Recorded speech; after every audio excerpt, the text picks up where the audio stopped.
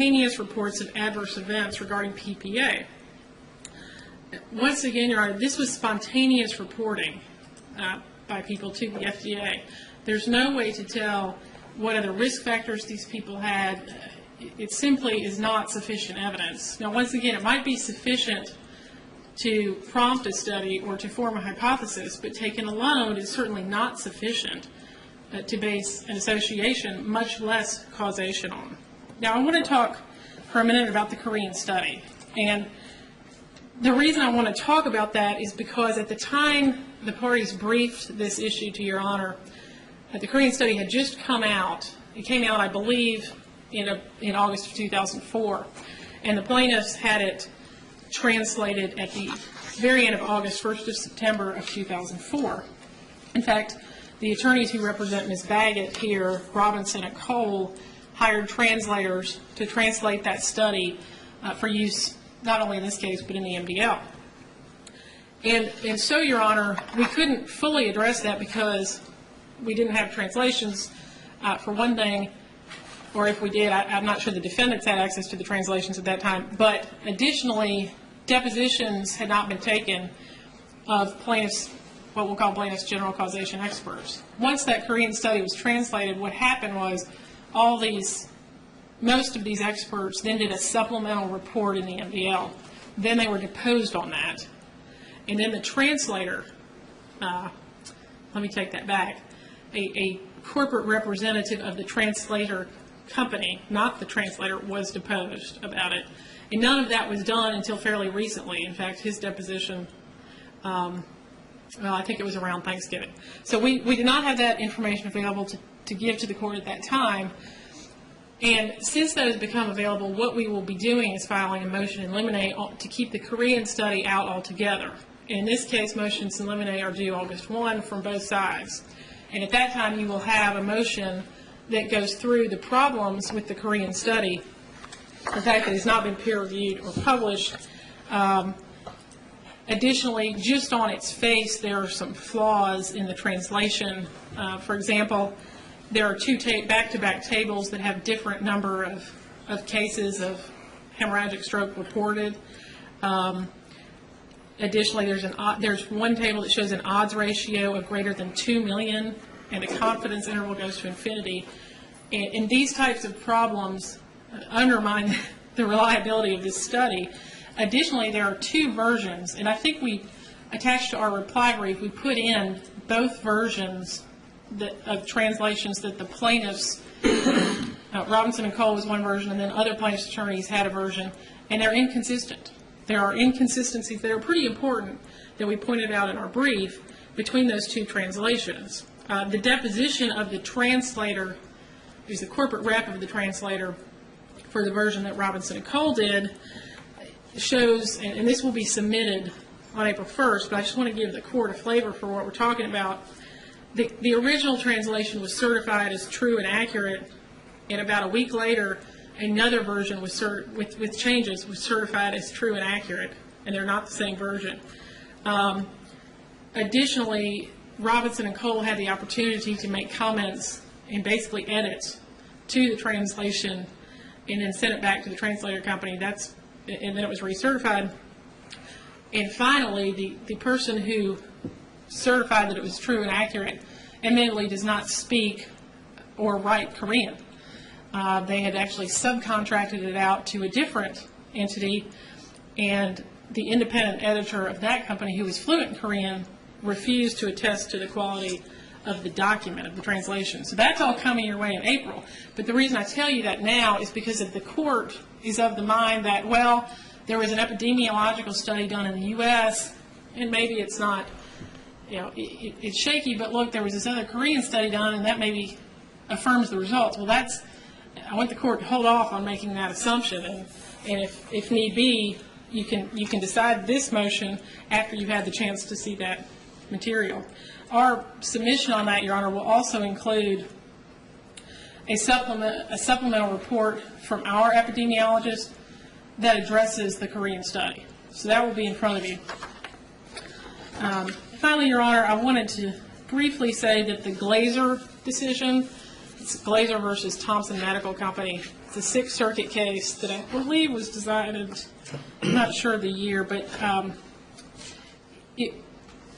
the plaintiffs cite to it quite a bit because the summary judgment that was granted by the district court was overturned by the Sixth Circuit.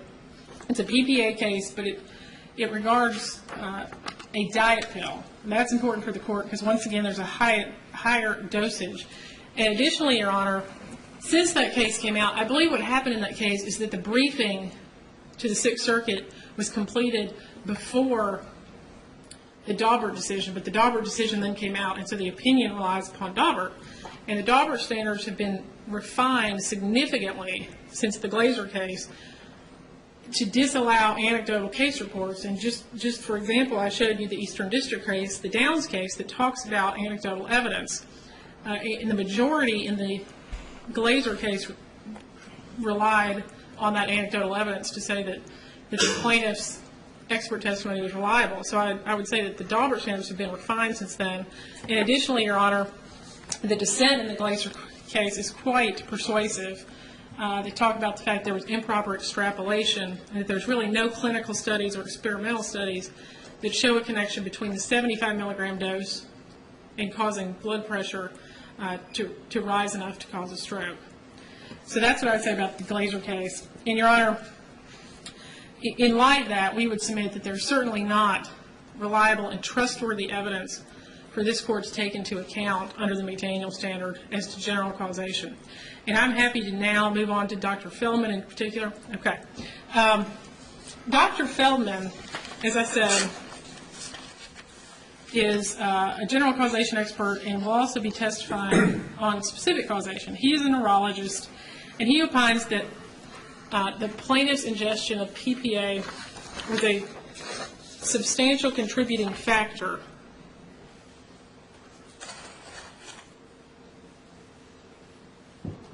to her intracerebral hemorrhage. And this was a letter, two-page letter that he wrote, but it serves as his report. He wrote to Robinson and Cole. And his opinion there is in the next to last sentence. And he says that the patient had two apparent risk factors, and that was smoking and PPA exposure. And therefore, PPA was a substantial contributing factor. Now, on the first page of this report, Dr. Feldman talks about what he reviewed. He has never met Ms. Baggett or never treated or examined her. He reviewed medical records, and this tells you what he reviewed. Now, when you talk about trustworthiness, what you need to remember about Dr. Feldman is that in his deposition, he was forced to admit that Ms. Baggett has a third risk factor that he did not include in his opinion. And he was forced to admit that because in an article, or I'm sorry, I guess it's a scientific statement, Guidelines for the Management of Spontaneous Intracerebral Hemorrhage, that Dr. Feldman co-authored. You see his name there. What he said was, sorry about that. In the second paragraph, he says, advancing age and hypertension are the most important risk factors for ICH.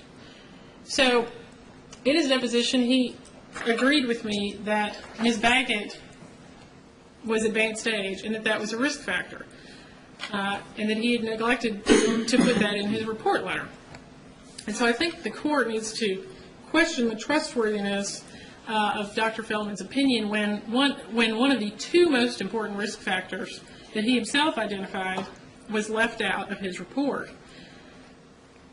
What he did in response to our motion is file a supplemental affidavit in this court.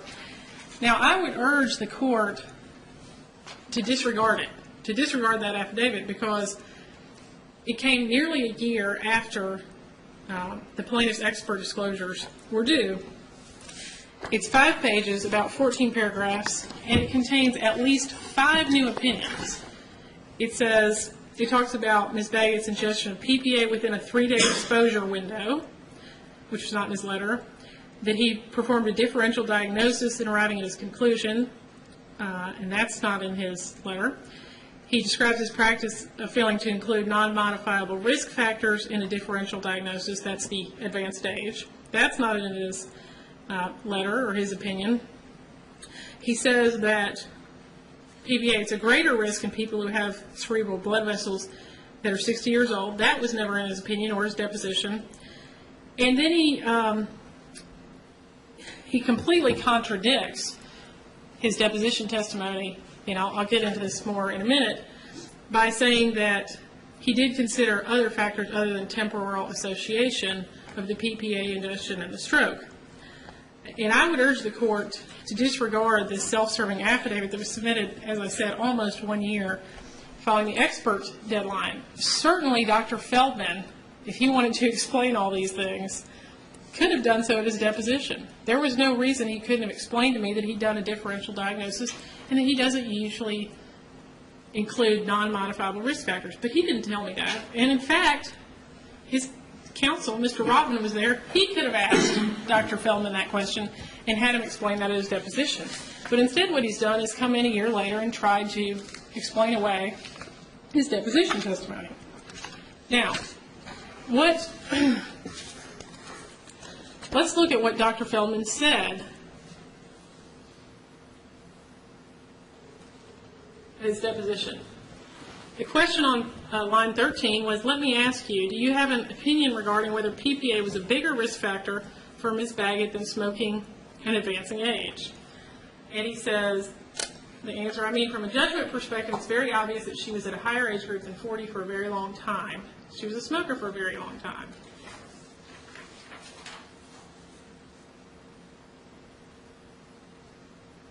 But she bled right around the time she used PPA. So using that logic, the answer to your question would have to be yes. If you want to do literature reviews and look at odds ratios, you can't capture that issue in looking at literature and odds ratios. Question, what is your basis for answering yes to that question? Answer, it's just the temporal association of the exposures. It's really nothing more to it than that. Your Honor, what Dr. Feldman says in a supplemental affidavit at paragraph 9 is, I considered factors other than merely temporal association in arriving at my conclusions in this case. In pursuant to Tennessee case law, Your Honor, the court cannot consider that. When a witness has put contradictory, and this is directly contradictory evidence before the court, then they void each other or negate each other. And I can cite a case for that proposition. This is a Court of Appeals decision that's reported at 73 Southwest 3rd 95, the Wilson versus Patterson case. And I just want to show the court what this case says. And in the last paragraph it says, Tennessee follows the rule that contradictory statements by the same witness regarding a single fact cancel each other out. Your Honor, I would submit that certainly the court, in the face of his deposition testimony and then his supplemental affidavit a year later when faced with this motion, cannot allow Dr. Feldman to contradict himself that way, and pursuant to Tennessee case law must disregard his opinion entirely on that issue. And additionally, Your Honor, the Downs case, and I won't show you that too again, but it also talks about the fact that relying solely or merely on temporal proximity is not enough, that cuts against admissibility. So additional authority for that position is the Downs case. And Your Honor, as far as the specific causation issue in this case and the Yale study, as I said before, Ms. Baggett did not use a diet pill. That's where the statistically significant association was shown. And she was not a first user of cough and cold, as that is defined in the Yale study. She doesn't fit into those categories where there is a statistically significant association.